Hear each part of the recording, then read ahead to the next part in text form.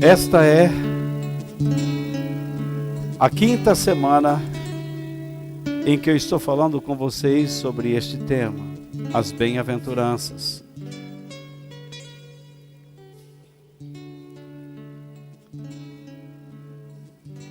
Se Jesus as ensinou, é porque nós temos que aprendê-las.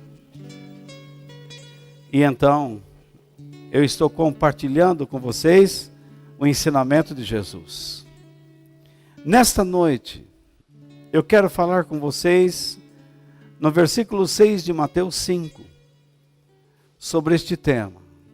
Os que fazem a vontade de Deus são abençoados. Os que fazem a vontade de Deus são abençoados. Antes de lermos,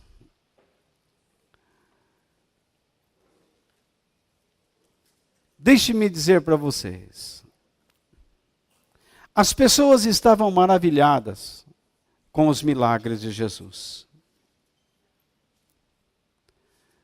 Mas eles não entendiam a razão dos tais milagres e curas. Assim como muitas pessoas hoje estão dentro das igrejas e não entendem a razão de estarem ali. Jesus, sempre que curou pessoas e fez milagres, Ele não os fez por fazer, por simplesmente fazer, por querer simplesmente ajudar pessoas. Os milagres eram uma demonstração de poder do seu reino. Do seu reino que viria. Primeiramente, o reino de Deus veio em espírito. E depois o reino de Deus virá fisicamente. Jesus reinará sobre a terra durante 1000 anos. Vocês sabem disso ou não? Nós estamos dentro de um período chamado período da graça, ou do Espírito Santo. Quando terminar esse período, virá um outro, de 7 anos, onde um líder político vai aparecer neste mundo para trazer ordem e organização e respostas. O mundo vai entrar num período de grande prosperidade, durante 3 anos e meio. Depois de 3 anos e meio, virão mais 3 outros, ou mais 3 anos e meio, onde ele vai revelar quem ele realmente é. Então, haverá uma grande perseguição sobre a terra. Matanças. Ele vai destruir tudo em nome do poder, da ganância. No final desse período, Jesus vai voltar e vai levar as pessoas daquele período com ele também. E ele vai vencer o inimigo e vai prender Satanás por 1000 anos. E então ele vai estabelecer seu trono em Jerusalém. E durante 10 séculos ou 1000 anos, Jesus vai reinar sobre a terra. Será um reinado de justiça, perfeito. Não haverá crimes, não haverá mortes. Terminados 1000 anos, Satanás é solto novamente. Porque Deus quer testar o coração das pessoas. E você acredita que as pessoas se rebelarão contra Cristo ainda? O afastamento de Deus, a apatia que nós temos sobre Deus é tão grande dentro de nós, que mesmo estando nesse ambiente aqui, podemos não nos concentrar como deveríamos nas coisas espirituais, por causa do mal que habita dentro de nós.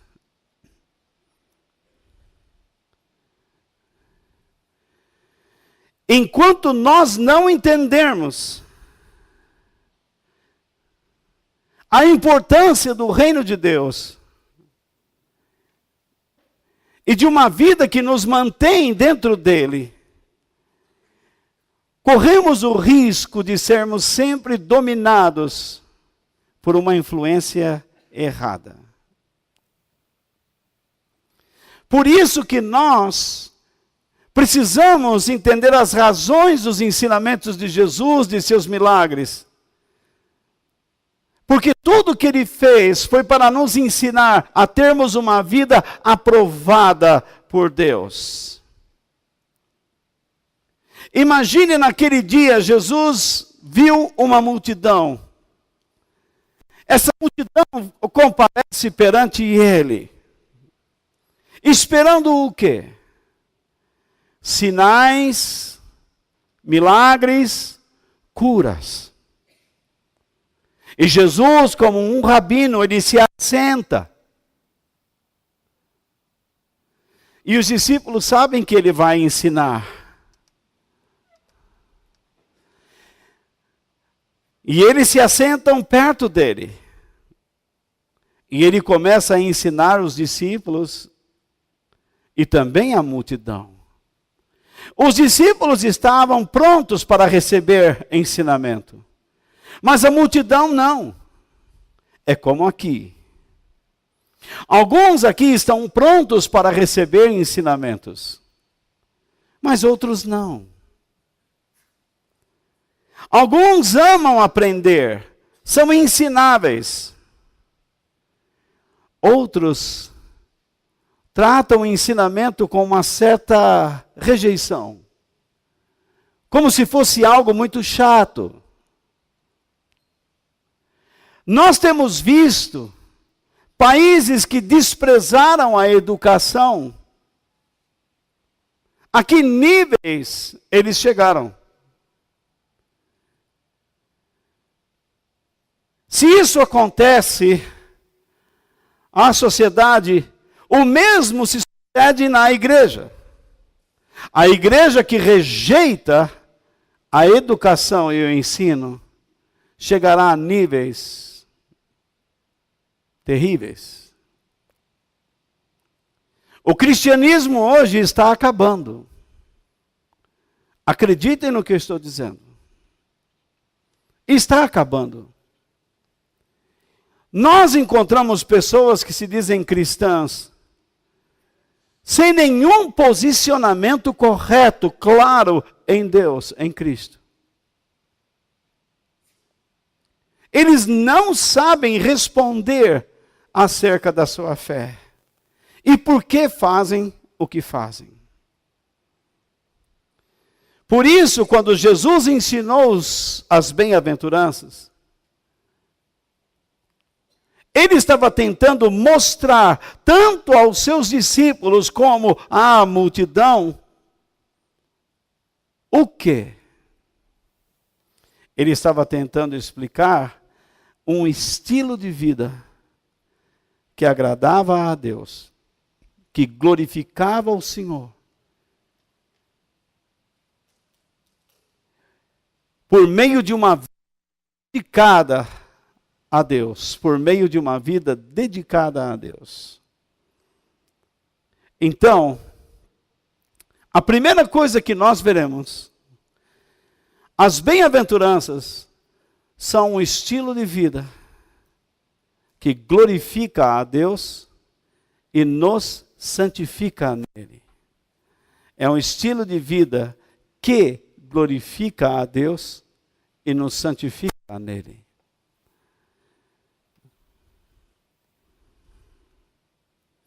Nós temos aprendido que Jesus não está ensinando sobre termos felicidade neste mundo. Se você acredita que nesse mundo você pode ser feliz, você está se enganando. Você se forma, mas logo descobre que não é feliz. Você alcança um bom emprego e descobre que não é feliz. Você se casa e descobre que não é feliz. Você arruma uma namorada ou um namorado dos seus sonhos e descobre que não é feliz. Em tudo que você consegue, tudo que você alcança no que consegue, é aflição. Já reparou? O Daniel e a Daniele casaram agora, então, por favor. Mas vocês conseguiram uma boa aflição. Antes vocês decidiam sozinhos, agora vocês vão decidir juntos, imagine. A qualquer momento, Daniel, ela vai dizer para você, não concordo.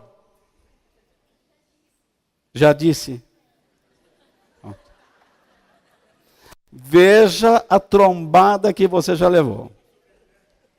Então, o que é que nós conseguimos? Alegria, prazer, amizade, mas felicidade não.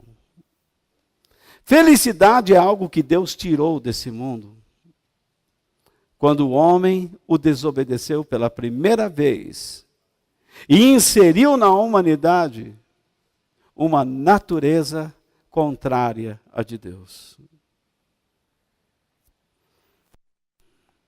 Então Jesus, quando diz aqui feliz, feliz, feliz, ele não está dizendo que você vai ser feliz na terra. Mas ele está dizendo que se você fizer a vontade de Deus, então você terá a chance de experimentar a felicidade.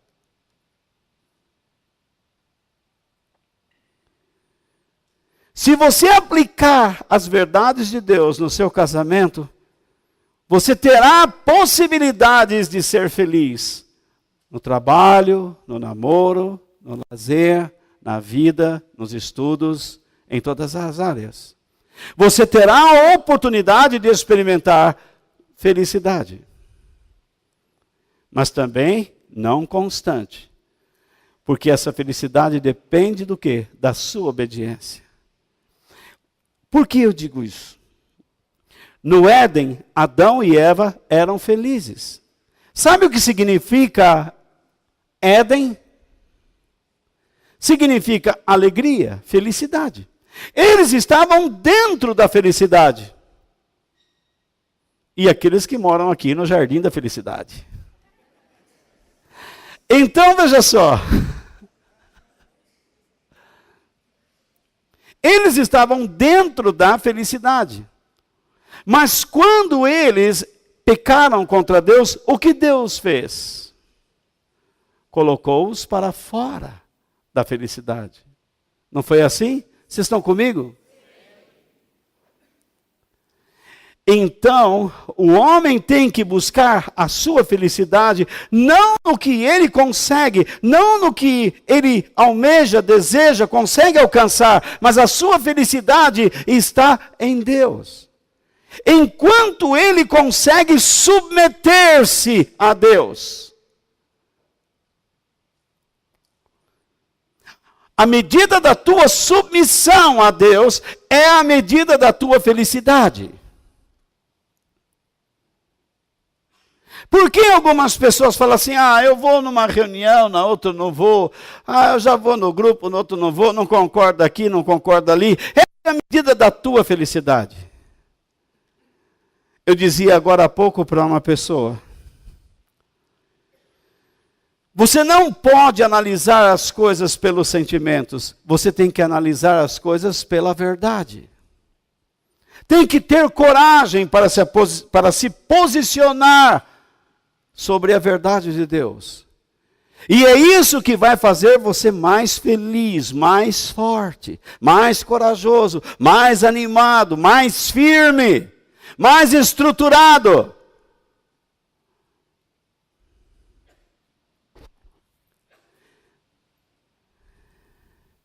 Então vamos ler os versos 1 ao 6.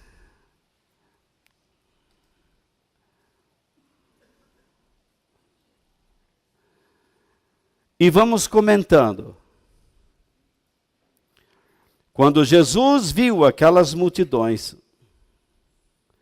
subiu um monte e sentou-se. Eu nunca vi alguém, para curar alguém, se assentar. Mateus 5, vocês sabem disso, não é? Coloquei a referência lá. Não é? Mateus 5, versículo 1. Ele subiu um monte. Por que ele subiu um monte? Porque ele tinha intenções de ensinar pessoas. E virou um auditório natural. Os seus discípulos chegaram perto dele e ele começou a ensiná-los. Então, ele começa dando o quê? Os códigos do reino de Deus. Felizes as pessoas que sabem que são espiritualmente pobres. Jesus, quando falou isto aqui, as pessoas entenderam perfeitamente o que ele queria dizer. Espiritualmente pobre significa aquela pessoa que, para viver dentro do reino de Deus, precisa reconhecer a sua falência moral e espiritual. Para viver dentro do reino, para receber o reino, você precisa reconhecer a sua falência moral e espiritual. Você não é quem pensa que é. Ninguém aqui dentro é bonzinho ou santinho. Ou estou errado?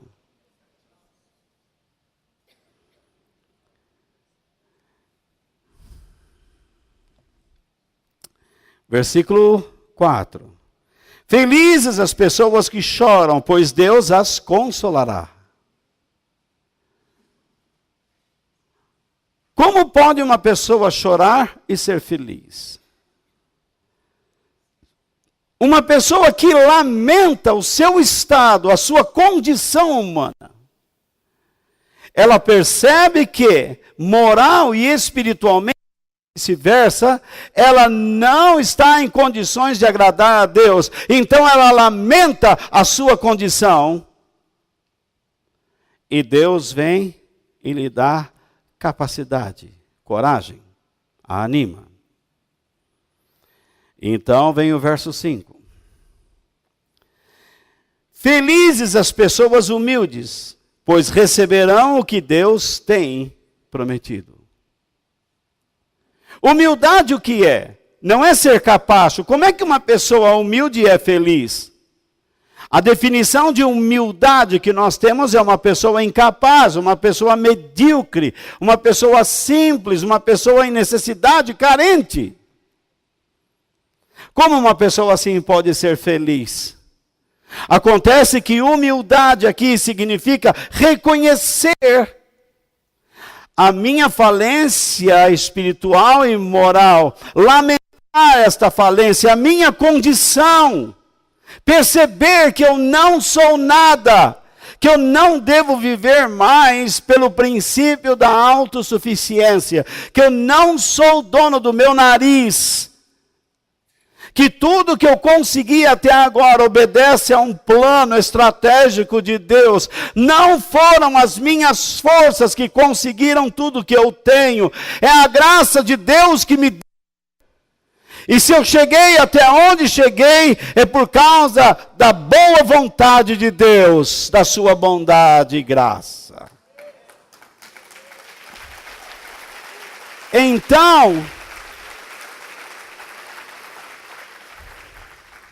então eu reconheço a soberania divina na história da minha vida e deste planeta e do universo. Eu reconheço o quanto Ele é Senhor e eu me rendo a Ele como um animal de sela.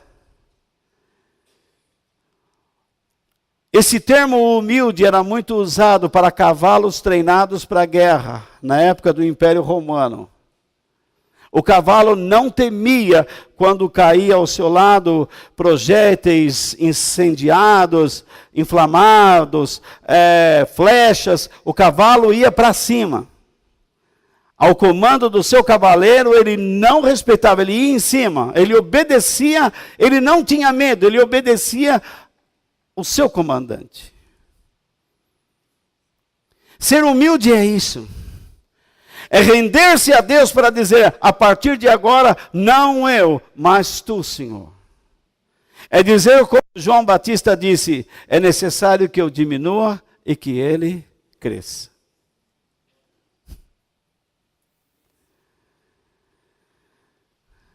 Uma pessoa assim, Deus diz que fará com que ela se sinta completamente satisfeita. O que é isso? Feliz. Esta pessoa se sentirá feliz. Se você namora errado, você não é feliz, você tem prazer carnal. Se você vive uma vida errada, conjugal, o que você tem? Não felicidade, dependência emocional.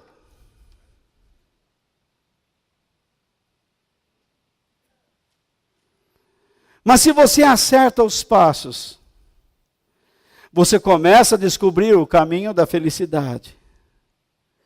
Se você está trabalhando em algum lugar e diz, mas esse lugar é chato, não aguento. Mas se você entende a razão de Deus de ter colocado você lá, você vai encontrar a felicidade.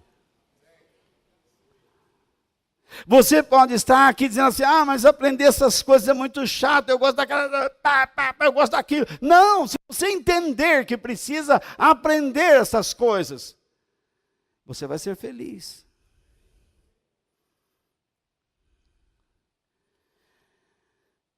Ser bem-aventurado é feliz por quê?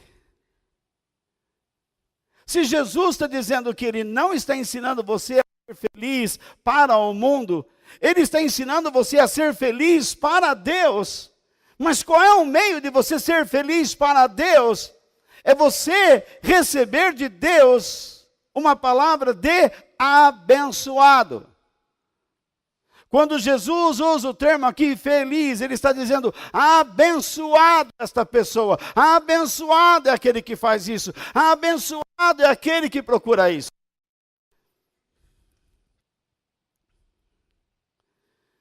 Uma pessoa abençoada é aquela que tem uma vida aprovada por Deus. Jesus está mostrando aqui o quê? Como nós podemos ser aprovados por Deus. Alguns aqui estão com a vida em frangalhos. Estão perdendo tudo. Alguns não estão perdendo coisas materiais, mas estão se desfazendo por dentro. Estão caindo, decaindo, desestruturando. E eles estão lutando com todas as forças, tentando crer.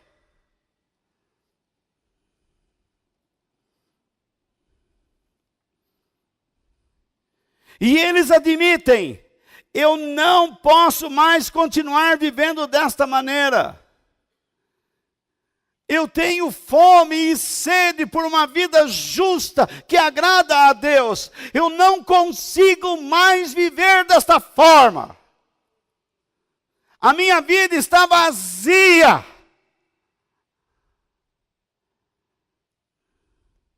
Por isso, que as 4 primeiras bem-aventuranças, elas retratam o quê? Um homem morrendo. Primeira, o pobre de espírito, ele reconhece a sua doença, e diz: eu estou muito doente. E ele chora o seu estado. Então ele descobre que ele não consegue mais viver como vivia, do jeito que está. Então ele se entrega a Deus. Ele resolve que ele não pode mais fazer tudo o que fazia, falar o que fazia, o que falava, pensar o que pensava, sentir o que sentia. Tudo estava errado dentro dele. Tudo era uma desordem. Não quer dizer que não tinham coisas boas, não haviam coisas boas, mas tudo era uma desordem. Sua vida era uma desorganização completa, interiormente falando.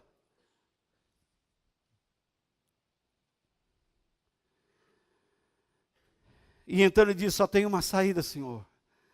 Eu reconheço a minha doença. Eu reconheço o meu estado e lamento tudo que fiz. Lamento a maneira como vivi. Lamento as coisas que busquei e da forma que busquei. Lamento o tempo que perdi, não procurando conhecer melhor o que poderia me fazer melhor. Então, eu me rendo a Ti. Toma as rédeas da minha vida, dirige o meu coração, dirige a minha alma. Me ensina a viver debaixo dos Teus preceitos. Porque agora eu tenho sede de fazer a Tua vontade.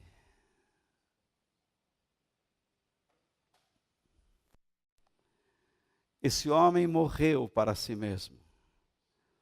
Jesus disse: aquele que quiser me seguir, negue-se a si mesmo, tome a sua cruz e siga-me.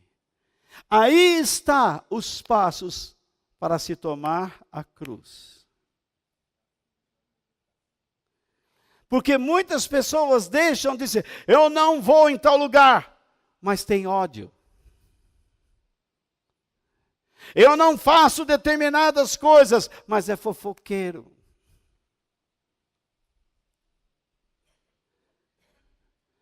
Eu não falo determinadas coisas, mas ele não é verdadeiro.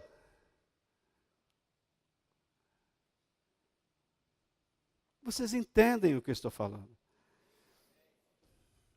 O que Jesus está dizendo aqui: tomar a cruz então, vou repetir tudo de novo. Se sou repetitivo, toma lá. Aprenda a reconhecer quem você é de fato. Lamente a sua condição. Pare de fazer pose, de durão. Nós não somos ninguém.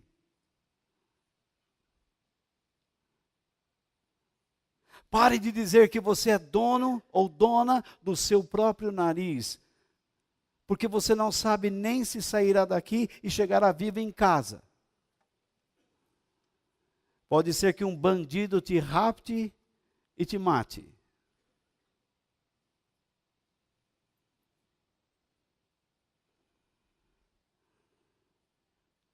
Pode ser que você esteja guiando, vem um caminhão e suba em cima do seu carro. E toda a família vai cantar: céu, lindo céu.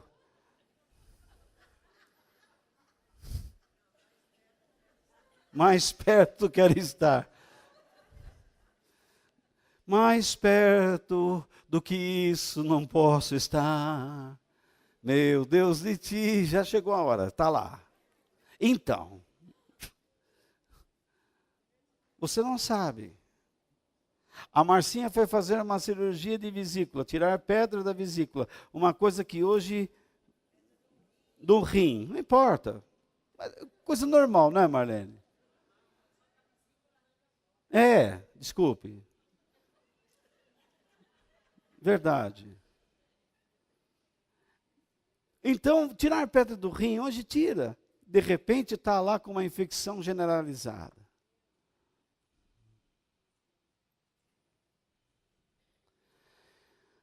A Jo, que está aqui, não quero nem deixá-la triste.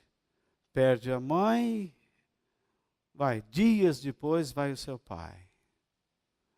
A vida é assim, ninguém é dono de nada. Por isso que Tiago diz, você nunca deve dizer, eu vou sair daqui e vou chegar lá. Não, você diga, se Deus quiser, eu vou. Alguns pastores dizem, não, você tem que dizer pela fé, eu vou, eu vou. Nem esse idiota sabe. Nem o que está falando e nem o que vai se suceder na sua vida. Eu oro em línguas, eu sou pentecostal, mas cansei de esquizofrenia.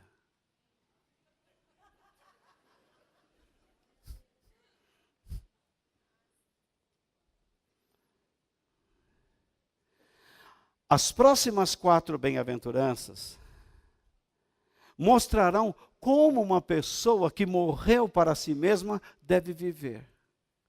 E isso nós vamos aprender a partir da semana que vem, se Deus quiser.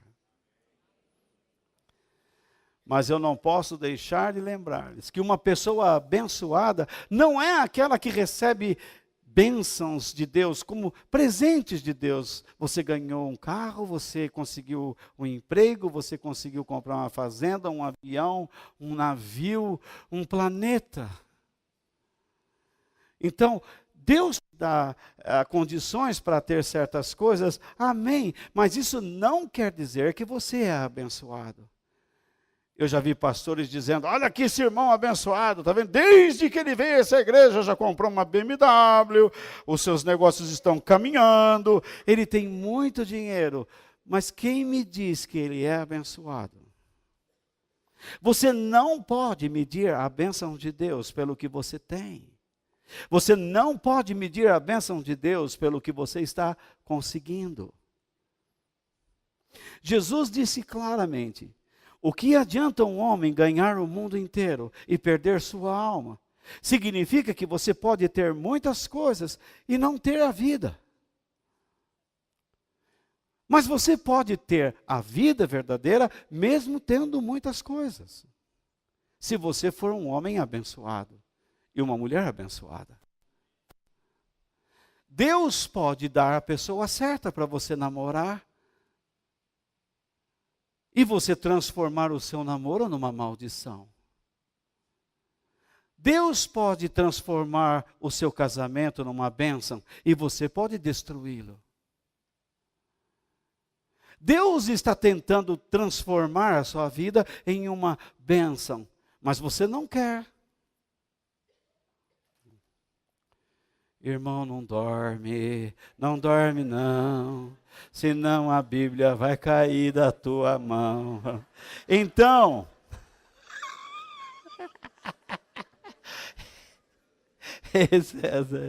não tem condição, né? Isso aqui escreveu, não leu, caiu Itaquera, já era.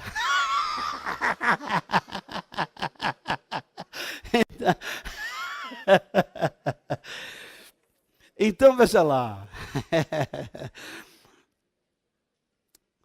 Quando nós começamos a entender essas coisas, nós nos deparamos então com esta cruz. E a maneira como nós morremos para nós mesmos é quando nós temos fome e sede pela vontade de Deus. Se nós procuramos na Bíblia pessoas famintas e sedentas pela vontade de Deus, a melhor pessoa que eu encontro é o próprio Senhor Jesus Cristo. Por que eu digo isso? Porque Jesus viveu para glorificar a Deus por meio de uma vida dedicada a Ele. Ou não é verdade? Vocês podem dizer isso em voz alta? 1, 2, 3, já.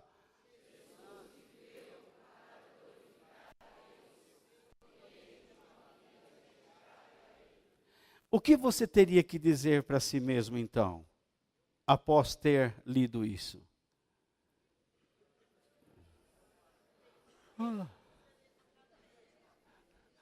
que eu viva para glorificar a Deus por meio de uma vida dedicada a Ele. Você pode fechar os olhinhos um instante e dizer isto em voz alta?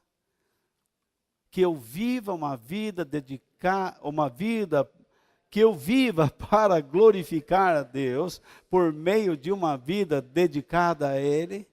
Feche os seus olhos e diga bem alto.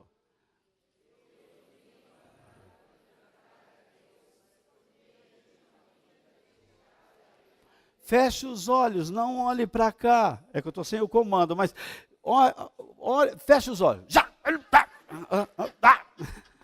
Feche os olhos e diga bem alto, que eu viva.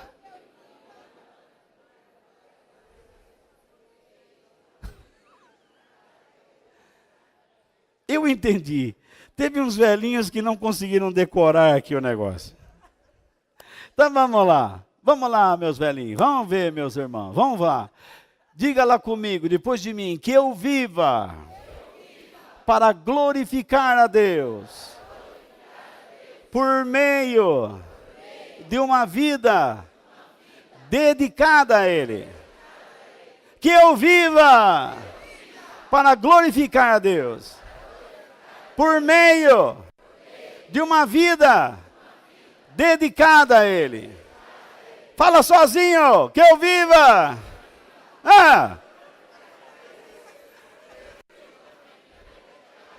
Amém.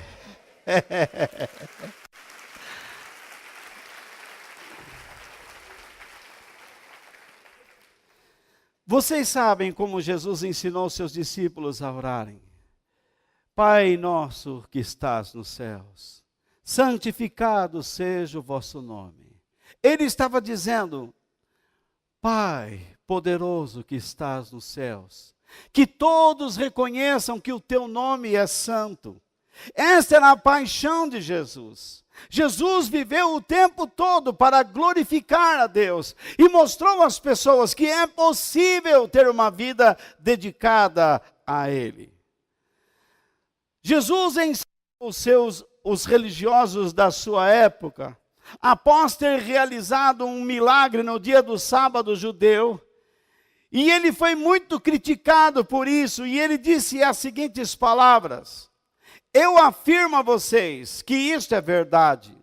O filho não pode fazer nada por sua própria conta, pois ele só faz o que vê o pai fazer. Tudo o que o pai faz, o filho faz também. Pois o pai ama o filho e lhe mostra tudo o que está fazendo. Repare no que Jesus está dizendo aí. Ele disse, eu fiz este milagre, sabe por quê? Num dia que vocês estipulam que é muito santo e vocês não fazem nada e continuam pecando do mesmo jeito, eu fiz o que fiz, não porque eu determinei a mim mesmo fazer, mas eu fiz porque eu vi o Pai fazendo algo e Ele me disse para fazer e eu fiz. E a prova que eu estou obedecendo ao Pai é que está aí a prova de que deu certo.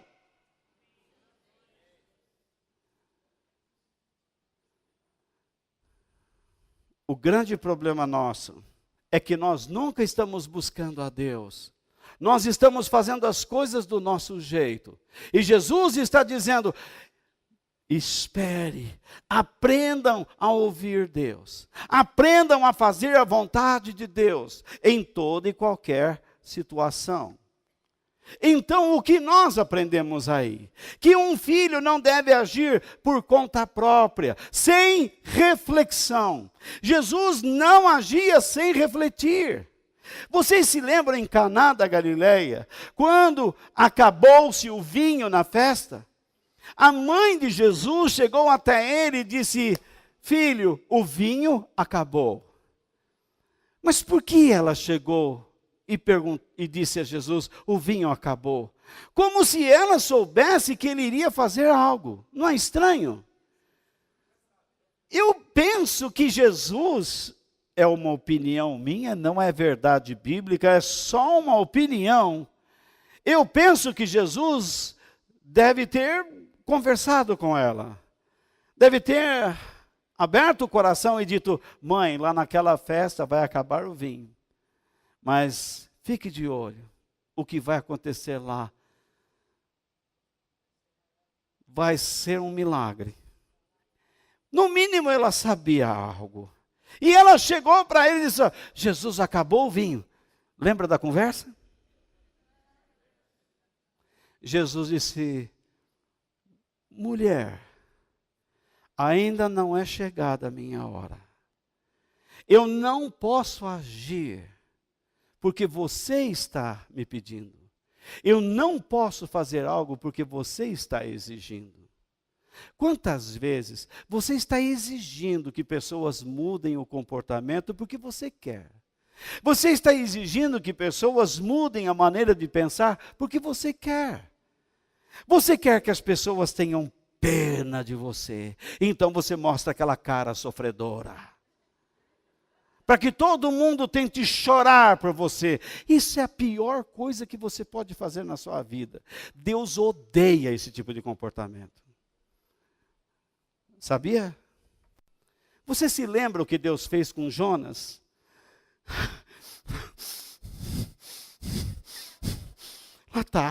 Tá lá. Olha lá, o Senhor mandou pregar, preguei. Está todo mundo feliz lá. E eu? Você vai ficar até sem a sua sombrinha. Secou a árvore para ele ficar no sol.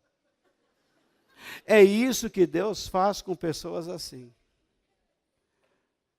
Até o que você tem, Deus te tira. Se você resolver fazer as coisas só porque você quer, no tempo que quer, e porque as pessoas querem, você só vai criar conflitos e problemas. Jesus disse para a mãe dele: calma, deixa o pai falar, mãe. Quando chegou a hora, Jesus: me tragam as talhas. E então ele orou sobre as águas, ele deu graças. E o que aconteceu? A água se transformou em vinho. E as pessoas chegaram a dizer: mas não é possível para o noivo da festa, você é um cara espetacular. Por quê? Você é diferente de todos. Todo mundo coloca o melhor vinho no início da festa, e depois que a gente já tomou uns mandrake, aí eles colocam um vinho de inferior qualidade. Você não, você está colocando um de qualidade superior de primeiro, você está louco. Mas quem fez isso? Foi Cristo, para mostrar o quê? Que quando se faz a vontade de Deus, a abundância, a alegria, a verdade é tanta que traz esse espanto, esta felicidade. Quando você em algum momento obedeceu a Deus, você ficou espantado. Você diz assim: mas, puxa, como isso aconteceu? Não é possível. Mas você sabe como. Aconteceu porque você obedeceu e Deus fez algo. E a sua condição agora é muito melhor que antes. Sempre que você toma uma posição ao lado de Deus, a sua posição ao lado dele é melhor do que antes. Muito bem. Agir sem refletir na vontade de Deus é uma das características da pessoa que não é cristã. Jesus, ele não agia sem reflexão. Jesus não agia sem refletir no que Deus estava pensando. Jesus disse: o Filho do Homem não veio a este mundo para ser servido, mas ele veio para servir. Ele veio para mostrar ao homem quem é Deus, quem é o Pai. Foi isso que ele veio fazer. E nós, como igreja, devemos fazer a mesma coisa. Nós estamos neste mundo para mostrar quem é Deus. Jesus declarou, então, que nunca procurava fazer sua vontade. E nós, como filhos de Deus, precisamos aprender a conhecer a vontade de Deus, porque ela é importante. Jesus se submeteu à vontade de Deus, lembra-se no Getsemane? Lembram-se lá? Ele disse: Pai, Se possível, afasta de mim este cálice, mas não seja feito o que eu quero, mas seja feito o que tu queres. E por 3 vezes ele orou assim. Às vezes nós vamos numa igreja e entramos lá numa corrente, porque dizemos, o pregador diz, se hoje você fizer essa corrente com fé, é hoje que você sai carregando tudo que você quer.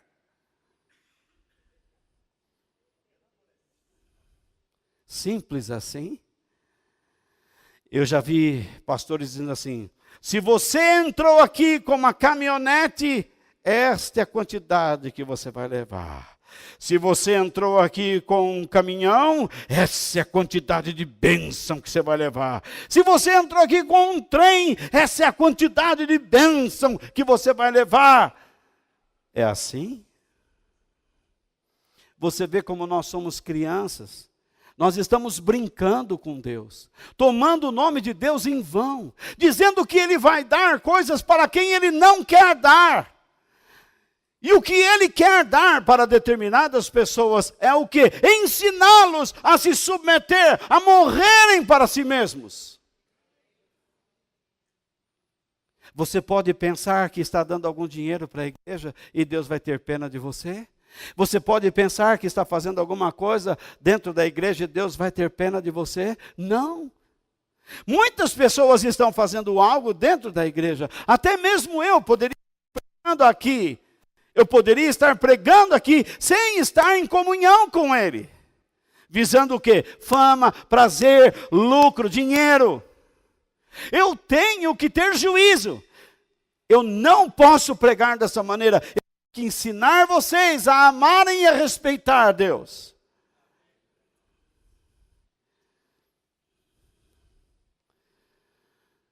Por que nós devemos nos preocupar com a vontade de Deus? Vocês estão entendendo? Sim ou não? Está claro? Então eu quero passar rapidamente por 6 coisas. Por que nós devemos nos preocupar com a vontade de Deus? Primeiro, aquele que se preocupa com a vontade de Deus reconhece a sua importância e ora para que ela seja feita na terra como é feita no céu. Então, a pessoa que se preocupa com a vontade de Deus, reconhece a sua importância e ora para que ela seja feita na terra como é feita no céu. Jesus não ensinou isso? Em Mateus 6, verso 10, ele disse, venha o teu reino, que a tua vontade seja feita aqui na terra como é feita no céu. Se Jesus declara que o reino de Deus vem e que a vontade de Deus deve ser feita na terra como é feita no céu, significa que se nós não fizermos a vontade de Deus, não existe reino.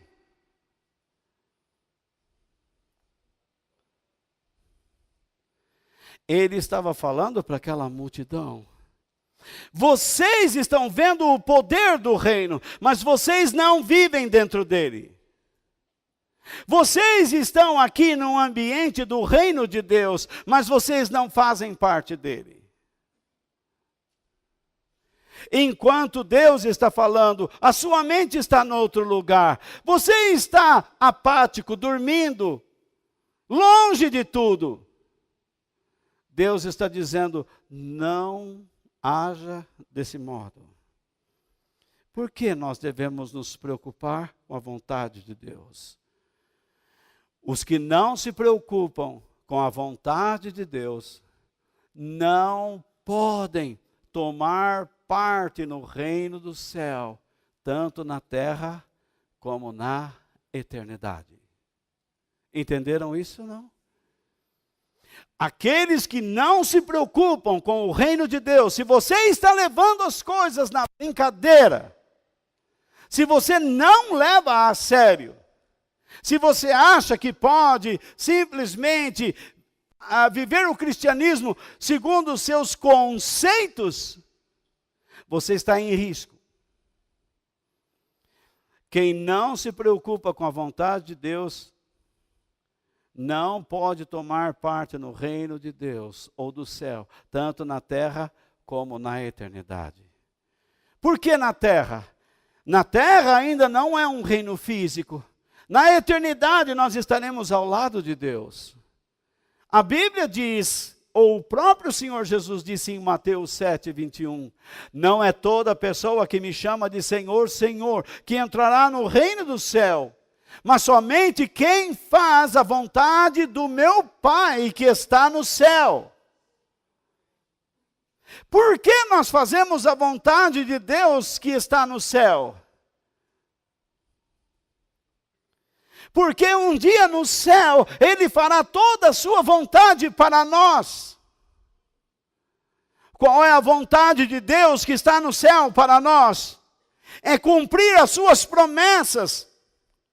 Todas essas promessas que estão nas bem-aventuranças, todas elas são para a eternidade.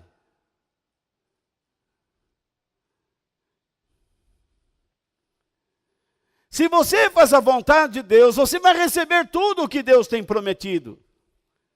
Eu acho estranho quando as pessoas na igreja pegam promessas do Velho Testamento e dizem, isso é o que vai acontecer na sua vida, meu irmão. Espera lá. As promessas do Velho Testamento pouco têm a ver com a igreja.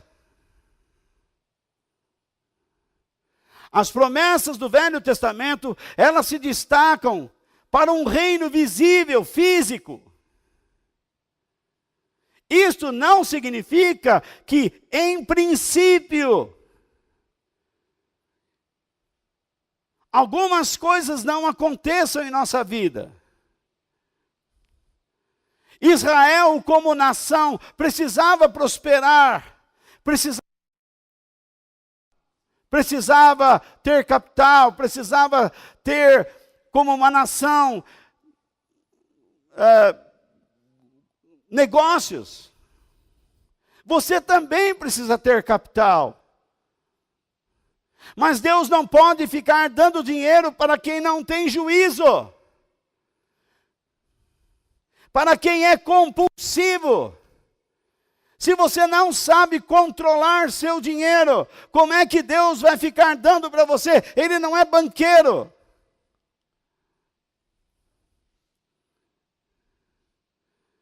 Deus diz no Velho Testamento, farei a sua terra prosperar de novo. Você não tem terra, o cristianismo não tem terra. Nós estamos lutando por uma pátria celestial, que já é próspera.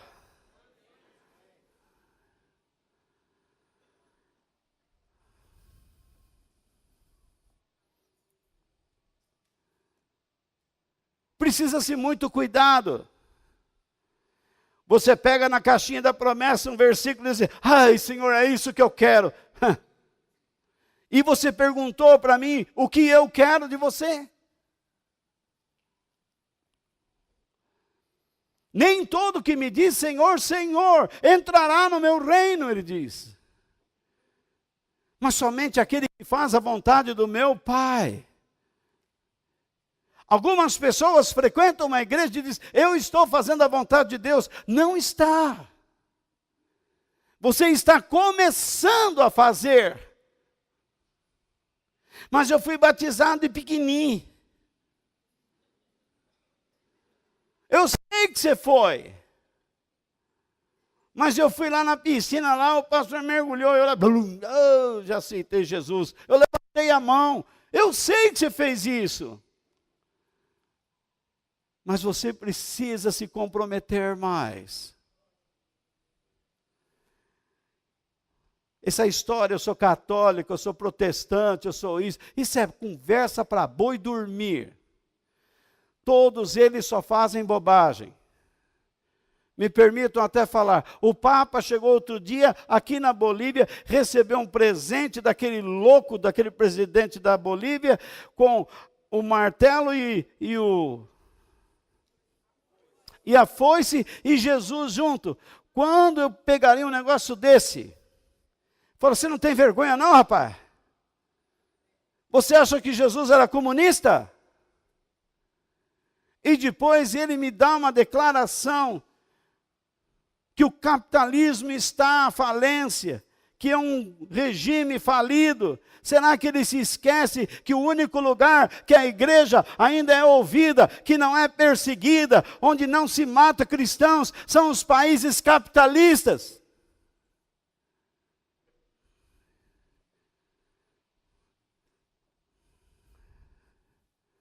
Eu acho que os papas são muito velhos.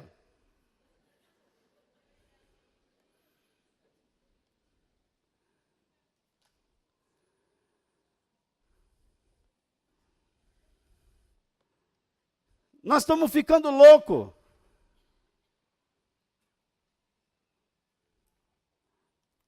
Outro dia, um tempo atrás, melhor dizendo, um pastor disse na televisão: Deus está me dizendo que eu preciso de ofertas para comprar um avião, porque Deus vai me levar para levar o evangelho em várias partes do mundo. Eu preciso de um avião que custa 30 e poucos milhões de dólares, mais ou menos 40. O preço vai aumentando. Não é que os irmãos compraram um avião para esse homem?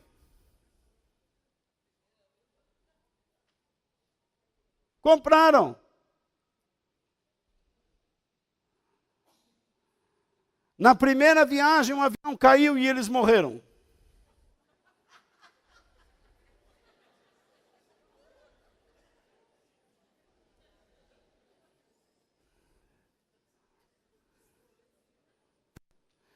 Por que você fica chateado com o que eu falei? Você não gosta da verdade, não?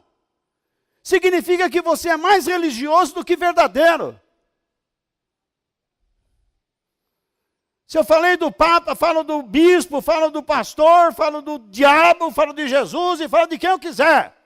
Se não estiver na verdade, está errado. Está errado. Então não adianta fazer bico. Não adianta.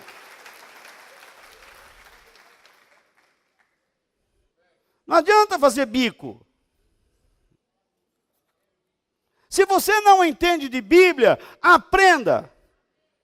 Porque eu penso que eu tenho muito a te ensinar. Porque você está aqui e não entende nada, porque de onde você veio não se ensina. E é por isso que você é quem você é. Inseguro, medroso, depressivo, desanimado, descontrolado, perdido. E Deus está chamando você hoje. Se você ouvir a sua voz, não endureça o teu coração.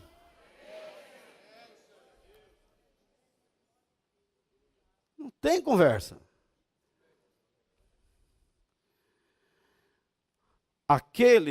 Terceiro, aquele que não se preocupa com a vontade de Deus, não terá suas orações respondidas e nem participará das suas promessas. Como é que uma pessoa faz uma corrente e vai ter oração respondida? Se Deus diz, eu não vou responder suas orações.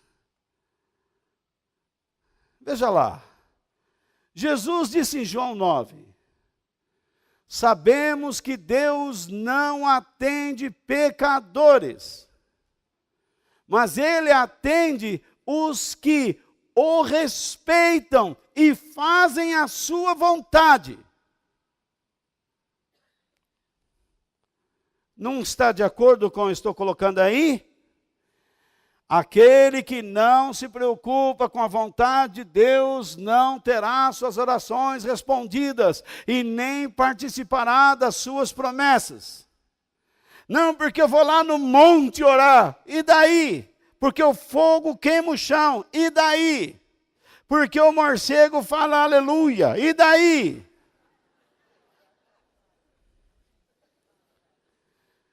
Se você não está preocupado em fazer a vontade de Deus, pode estar certo. Deus não tem prazer em responder suas orações. Isto é a doutrina. Você que é pai, você não colocou certas doutrinas na sua casa? Filho, 10 horas da noite, 10:30, cama. Eu conheci um casal que tinha 4 filhas. E as 4 namoravam em casa, exigência do pai. E na sala, todos na mesma sala namorando.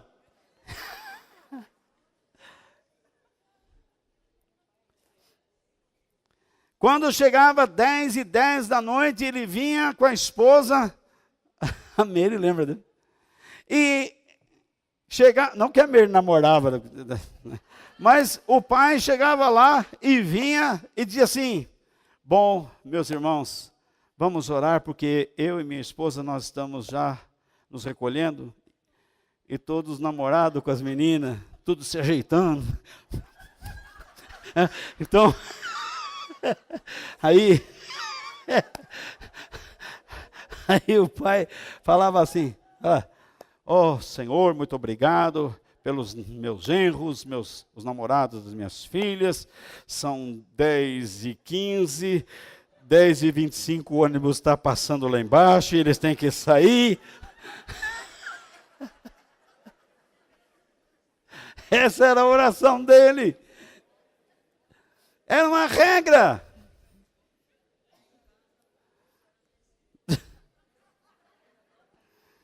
Eu duro que isso é verdade.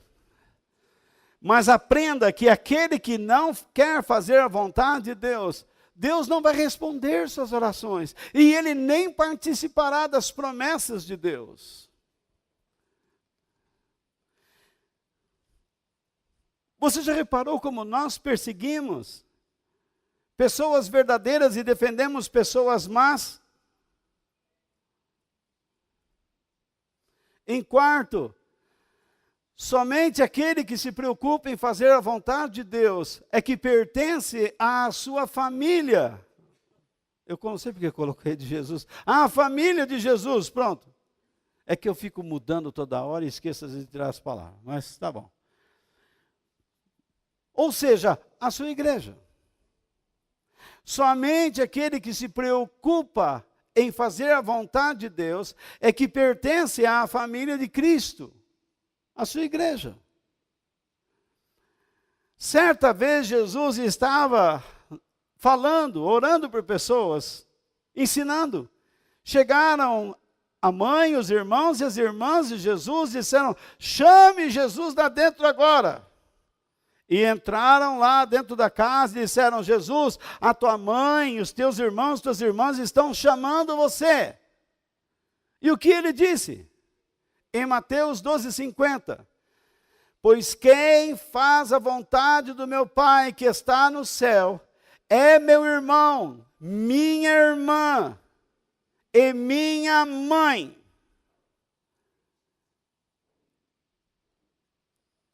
Porque ele disse: quem são minha mãe, meus irmãos e minhas irmãs?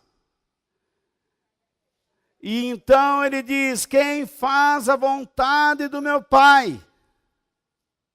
Muitas pessoas pensam que frequentando uma igreja pertencem à igreja. Eu lembro antigamente desse movimento, de Cristo, atletas de Cristo. Muitos se perderam. Eu vejo essas marchas para Jesus, em vez de perder tempo com isso, vai evangelizar. Vá fazer alguma coisa de bom. Essas marchas para Jesus só tem show. Evangelismo, oração, discipulado, não tem. Só existe marketing. Goste ou não goste também.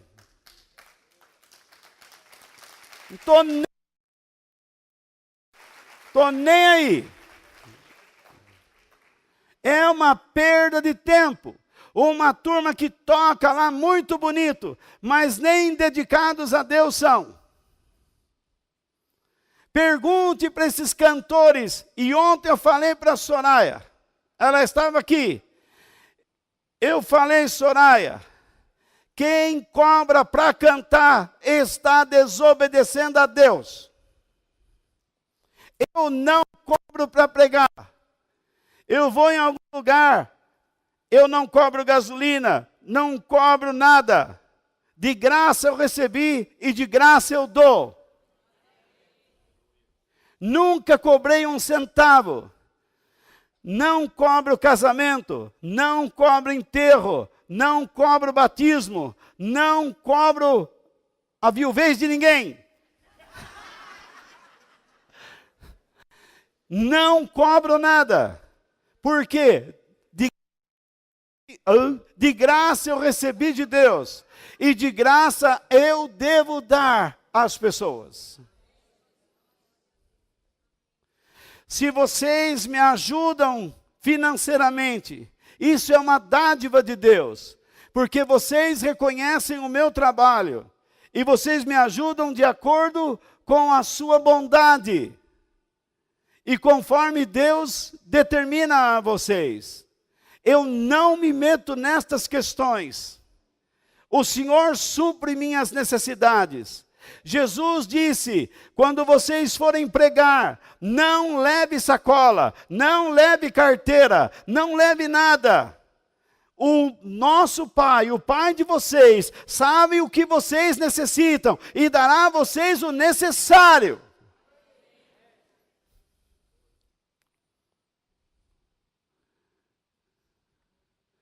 Outro dia estourou aí, está público. E todo mundo quase desmaiou. O Thales vai cantar música secular, popular. E ele já não cantava. Thales, se esta mensagem chegar a você, meu filho, você se arrependa dos seus pecados, que há muito tempo você está fora dos caminhos de Deus. Olhe bem para minha cara, moço. Você está caminhando para o inferno e conduzindo muitos jovens ao inferno com a sua música. Se arrependa, rapaz.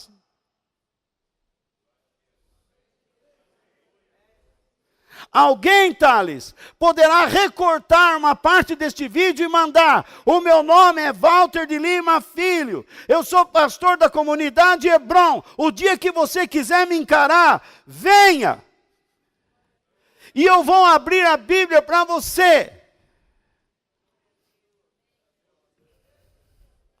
Quantos desses cantores evangélicos estão fazendo alguma coisa pelas suas igrejas? Quem eles estão evangelizando, ensinando e discipulando? Thales, cada show seu custa quase R$1 milhão. Só trouxa para lhe dar esse dinheiro.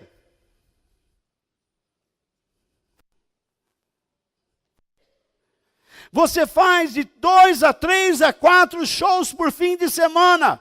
Você está rico, Thales. Por isso você fala isso.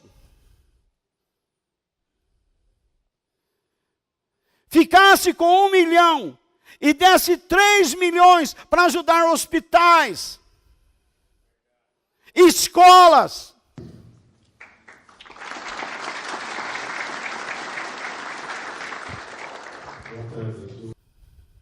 Já falei demais.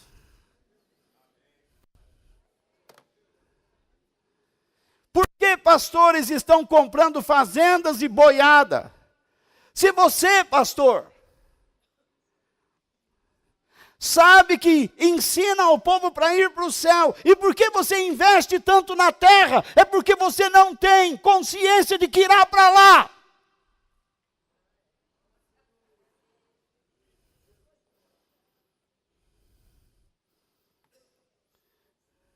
E por que vocês ficam aí nos radinhos, esperando uma palavra desses homens? Agora!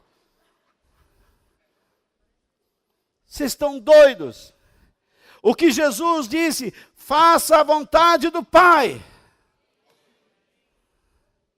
Em quinto, aquele que se preocupa com a vontade de Deus, é que terá a capacidade para discernir a verdade divina. Se você não tem intenção para fazer a vontade de Deus, como você poderá saber que aquilo é de Deus ou não?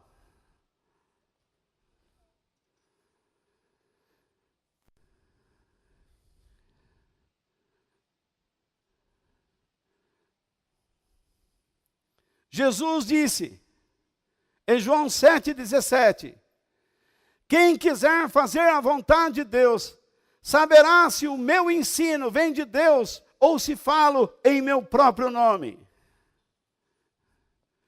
Se vocês amam a Bíblia e leem a Bíblia, vocês poderão dizer se aquilo que o Walter está dizendo é dele mesmo ou vem de Deus. Há quase 40 anos eu estou pregando. Eu não sou rico. E não estou choramingando por isso. Viajei quase o mundo inteiro. Preguei em quase o mundo inteiro. Só não fui à Ásia. Sem nenhum tostão. Deus me levou. Você não precisa ter quando Deus quer fazer algo. Jesus disse, onde estiverem 2 milhões de pessoas, eu estou com eles. Mentira! Onde estiverem apenas 2 ou 3, eu estou no meio de vocês. Ele não disse,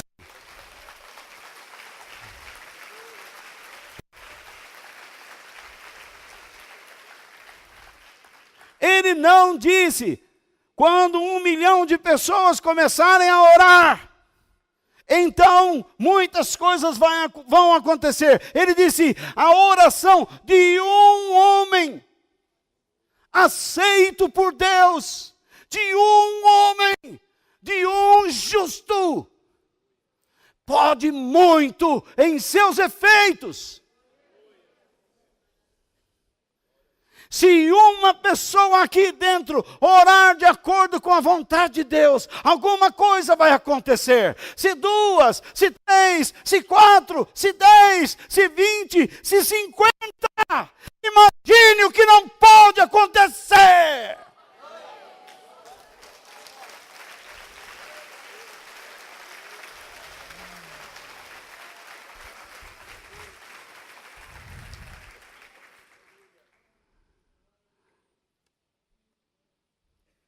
Sexto, aquele que se preocupa em fazer a vontade de Deus, viverá para sempre ao seu lado.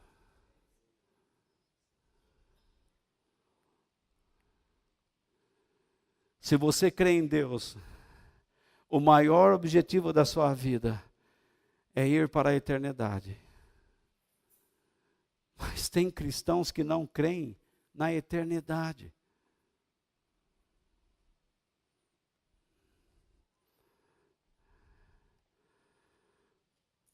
João, o apóstolo, disse, e o mundo passa com tudo aquilo que as pessoas cobiçam. Porém, aquele que faz a vontade de Deus, vive para sempre. Todos os nossos desejos passarão com o mundo.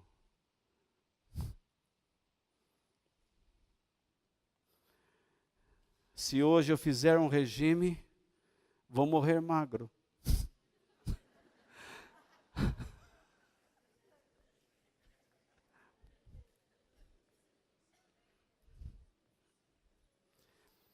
Certa vez eu estava no campo de futebol e quebrou um pau e nós cada um dando cancetada um no outro lá. Quando eu virei para trás, o goleiro adversário era um homem de cor de quase 2 metros de altura. Ele olhou para mim e só desceu o braço. Meu nariz quebrou. Eu fui lá e puxei meu nariz. Fazia crec, crec, crec, uma dor e o sangue lá. Coloquei a camisa aqui e olhei onde ele estava. Passei a mão num belo sarrafo e fui desviando. Quando eu cheguei perto dele, falei mesmo assim: e aí, negão? Pum! Ele caiu. E aí eu chutei de peito de pé a cara dele. Quebrei a cara dele.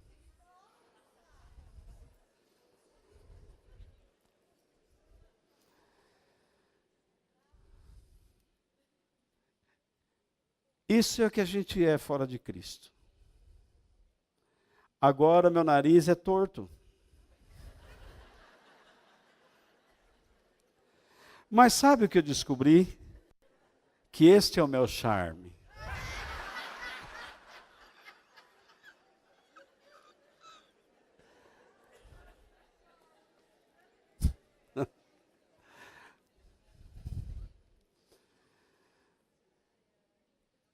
E se eu fizer uma estética e arrumar? Fica bom. Nada contra quem já fez. Minha mulher fez, precisava arrumar o nariz. Eu tenho um problema de hoje de como é desvio de cético, precisa arrumar, mas tá bom, deixa assim.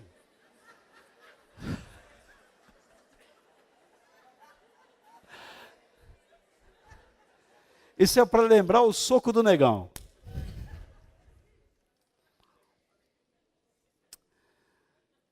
Mas se eu arrumar meu nariz, morro com o nariz bonitinho.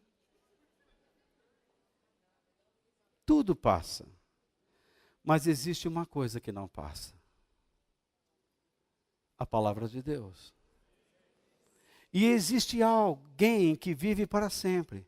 Aquele que faz a vontade de Deus. Por isso, para terminar, tenha como prioridade na sua vida a prática da vontade de Deus. Não é ir à igreja e receber oração. Nós temos muitas vontades, não temos? Sim ou não? O jovem tem vontade de namorar. E o namoro se transforma no fim de sua vida. A finalidade. Ele conseguiu uma namorada ou um namorado, então o namoro é a razão de sua busca. Mas ele não percebe que ele está entrando em um campo de aflição. Comece a namorar. E você vai ver. Começa a perder o sossego. A moça liga assim: oiê!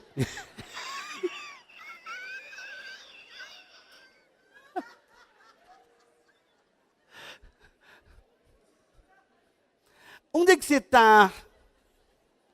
Não, eu estou aqui agora. Liga o FaceTime, liga o FaceTime. Liga o Imo, quero ver, quero ver. Uhum.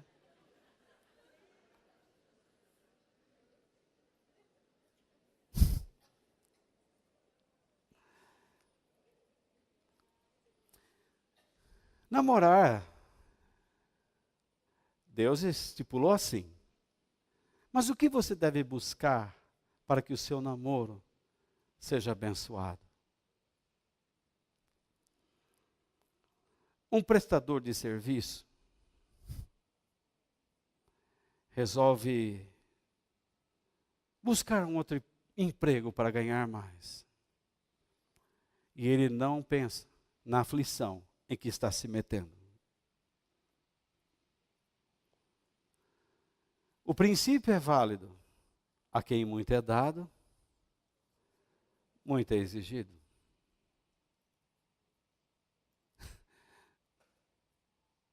E então ele começa a resmungar. Eu não pensei que era assim. Você deveria pensar, inverter as prioridades. Deus colocou você lá. Deus está te dando mais dinheiro. O que você vai fazer no lugar onde você está? E o que você vai fazer com o dinheiro que você ganha? Então, o que você deve buscar para que seu trabalho e o seu dinheiro sejam mais abençoados? um casal resolve ter filhos. Eles não refletem na aflição que estão se metendo.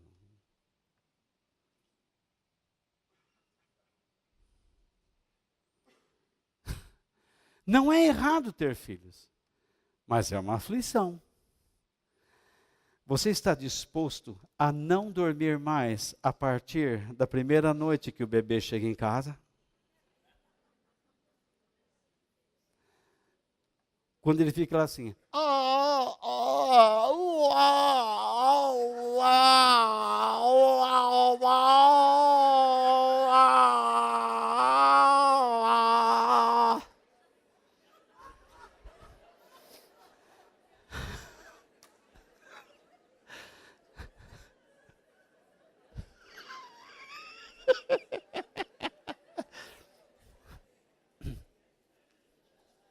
aí depois ele cresce, e aí ele já não faz mais. Ele fala, dá. Nenê quer. Ou não é? E você entra numa loja de comércio, todos aqueles doces estão bem na saída, né? Aí vem a hora de pagar os estudos. Caderno, livro. E aqui no Brasil é interessante, cada ano troca tudo.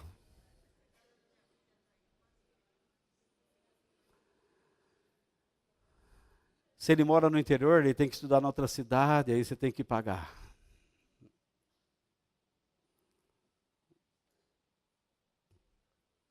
Você quer um filho e se mete nessa aflição. Qual é a pergunta? O que eu devo buscar para que meu filho seja abençoado? E eu e minha mulher, como pais, sejamos abençoados. O que nós devemos buscar para que a educação seja abençoada?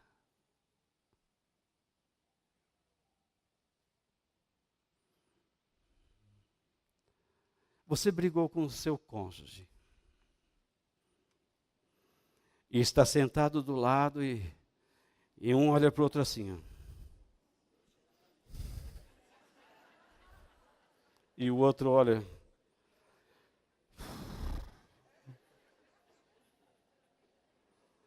E o pastor pregando, quando é alguma coisa para o outro.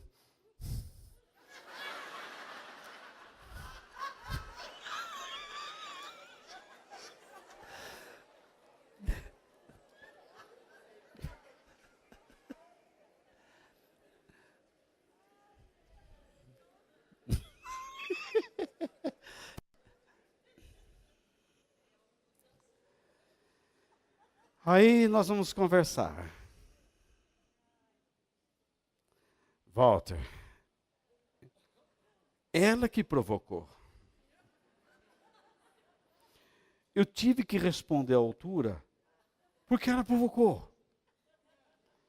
Mas qual foi essa resposta? Não, eu larguei mesmo. Bom, então você errou. Mas o meu erro é assim, o dela é assim. Mas você está errado assim, e Deus está cobrando o seu erro.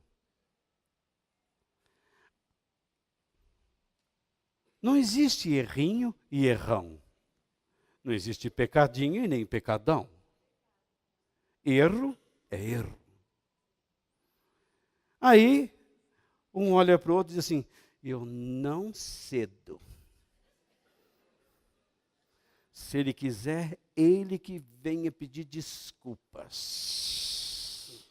O outro diz, não estou nem aí com essa víbora, com essa cascavel. Se ela quiser, ela que rasteje aqui sem me picar.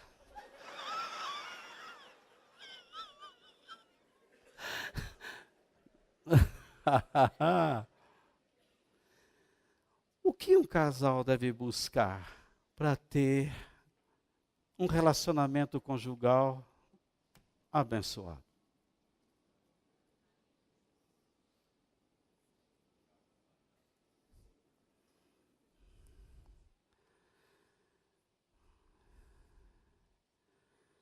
Por que você é tão duro?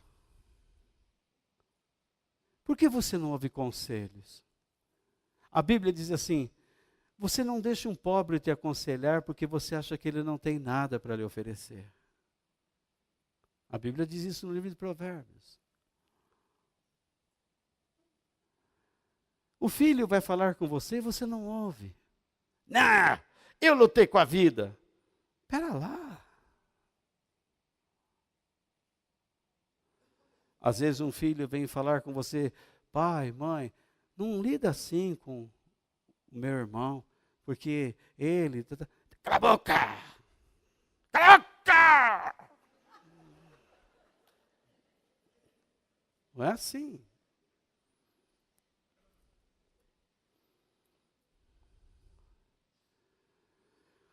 Outras vezes o pai vai aconselhar o filho e fala assim: você não entende nada, você é lá da velha guarda. Você é do tempo que tapava o sol com a peneira, aquelas conversas. Não é assim. O que devemos buscar para um bom relacionamento? Você que está trabalhando numa empresa, você que dirige uma empresa, como é que você trata os seus funcionários? Você sorri para eles? Você está transformando aquela empresa numa família ou numa ditadura? Naturalmente que as pessoas não vão gostar de você. E você, como que trabalha num lugar? E eu vou ficar dando minha vida aqui, o patrão que ganha dinheiro? Você depende da empresa e a empresa depende de você. Se você produz, a empresa cresce. E se ela cresce, você recebe. Então, o que nós precisamos buscar? Para que exista uma forma sadia na área dos negócios. De patrão e empregado, pais e filhos, marido e mulher, relacionamentos, senão a vontade de Deus.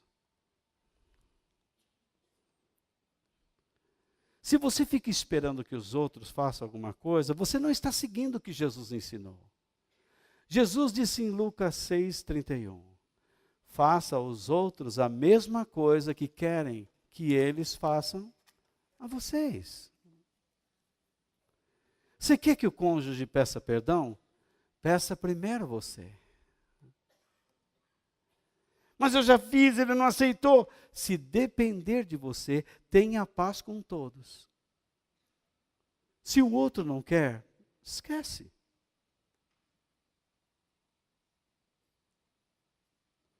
Se uma pessoa quer ficar com ódio no coração, sabe o que eu vou fazer?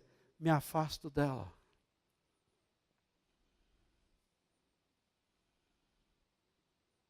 Dá um zum, zum, zum pelo um post, pela uma postagem que eu coloquei hoje no Facebook. O que você quer que eu diga? Algumas pessoas ficam postando coisas, falatórios, e não sabem nada do que estão falando. Vocês ficam postando coisas sem conhecer a vontade de Deus, meu amigo. Vocês estão totalmente errados. Vocês calem a boca.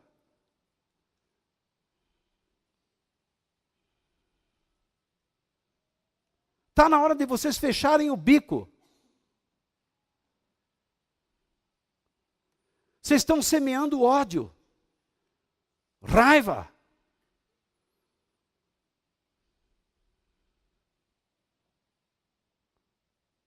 Deus sabe o que está fazendo, Ele está no controle de tudo. Vocês não precisam tentar controlar ninguém.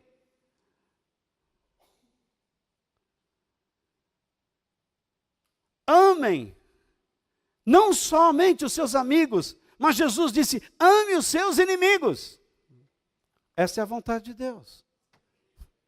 Mas sabe o que vocês fazem? Ficam lá postando ódio.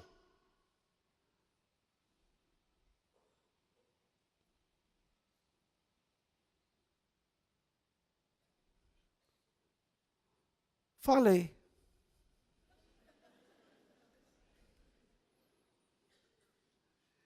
Eu sou transparente. Se você está diante do seu inimigo, o que que Deus diz? Mata, mata. Não. Ame-o. Ore por ele. Abençoe a vida dele. Mas o que que você faz? Jogando irmãos contra irmãos? Vocês não sabem que Deus abomina quem faz isso? Você procura alguém e diz assim, oh, deixa eu pegar um pouco da língua, escapou aqui. O que que você acha? Eu não acho nada. Eu acho que você está errado. Você não devia nem estar me procurando. Vá falar direto com a pessoa. Se você não tem caráter, você só fica em rodinha. Porque isso é sinal de bêbado. De gente sem bom senso. Pessoas que estão embriagados pelo egoísmo, orgulho pessoal, verdades pessoais, e não têm coragem para dizer pessoalmente as coisas. E se você falou, acabou, passou, chegou, parou. Mas seja verdadeiro. A vontade de Deus, ela está bem conhecida nas Escrituras. Se você errou, peça desculpas. Se você falou errado para alguém, alguma coisa, peça desculpas. Deus diz, perdoa para que você seja perdoado. Dê o perdão, aceite o perdão. Então, ame o teu próximo. Ame o teu inimigo.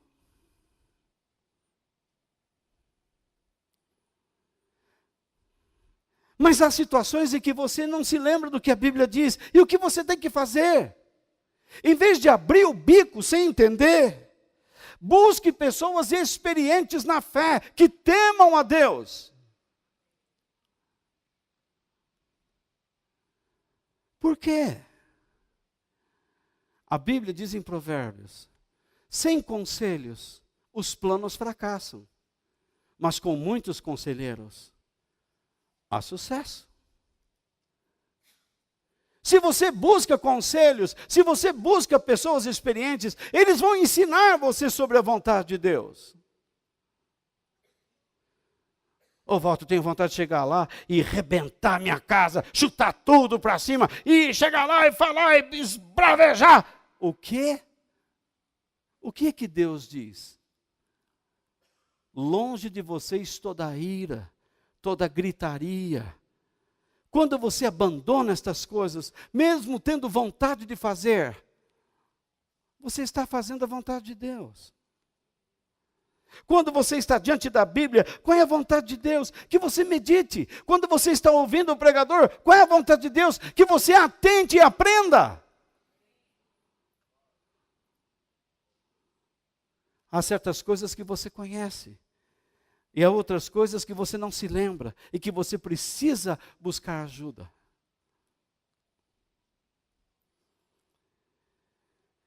Quem tem fome, como disse Jesus, e sede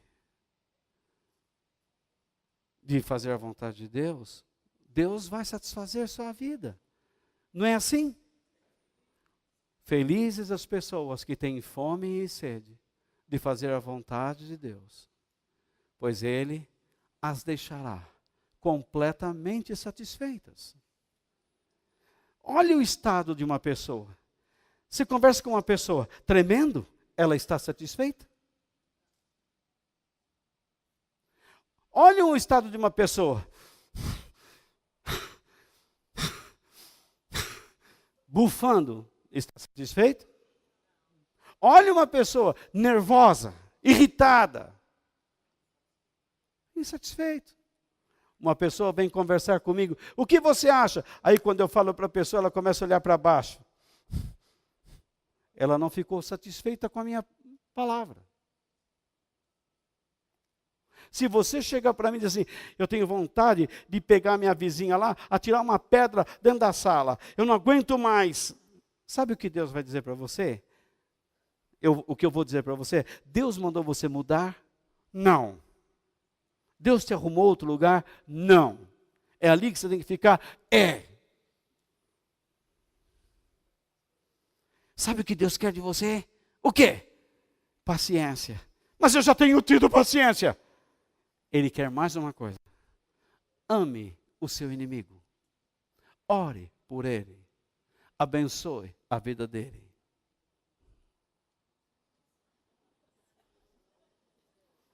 Aí, sabe o que ela faz? Ela vai na igreja do Vardemiro. Porque lá alguém vai orar por ela assim: ó, Senhor, repreende o inimigo da vizinha. Como pode ser isso? Às vezes Deus permite situações difíceis no seu caminho para quebrar o seu orgulho, meu amigo. Você está estressado. Vou chutar tudo para cima, chega, não aguento mais, estou desanimado. É isso que Deus te pediu. Você está sendo um instrumento de Deus para abençoar outras pessoas e você quer chutar tudo para cima?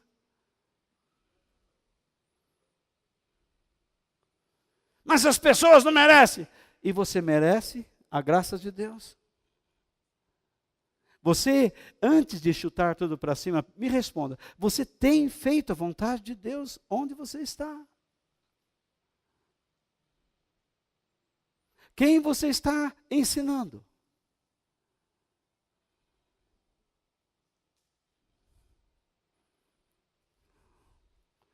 Quer dizer que você só trabalha para ganhar dinheiro? Você só namora para se vincular?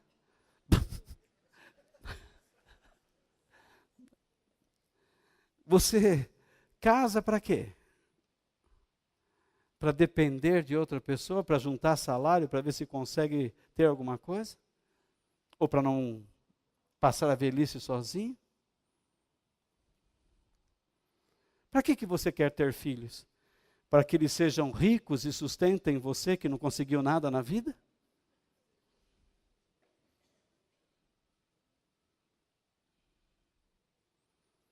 Para que você quer um novo emprego com mais dinheiro? Para você dar uma de gostosão com um carro novo?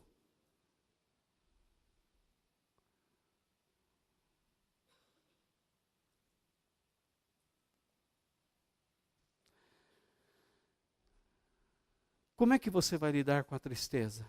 A vontade de Deus é você estar triste? Puxa, que dó. Faça alguém feliz.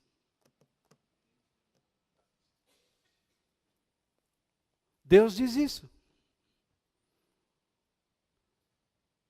Paulo disse, mesmo sendo pobres, enriquecemos a muitos. A Bíblia diz que melhor é dar do que receber. Sabe por que você não tem muitas coisas de Deus? Porque você não morre para si mesmo. Essas 4 bem-aventuranças devem se aplicar em cada situação da sua vida. Eu sei que eu vou morrer, Walter. Eu também sei. E vai ser loguinho. É mesmo? Se prepare. Reconheça os seus erros. Lamente a sua condição espiritual. Renda-se à soberania de Deus. E faça a vontade de Deus enquanto há tempo. Porque senão, você nunca entrará no reino de Deus. E nunca será uma pessoa satisfeita. Que Deus nos abençoe.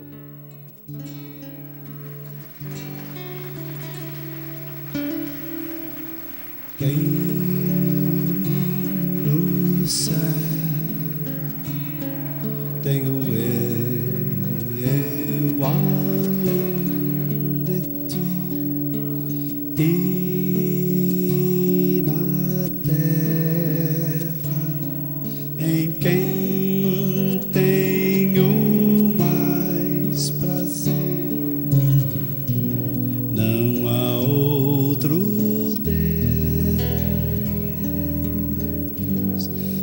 semelhante a ti, Senhor.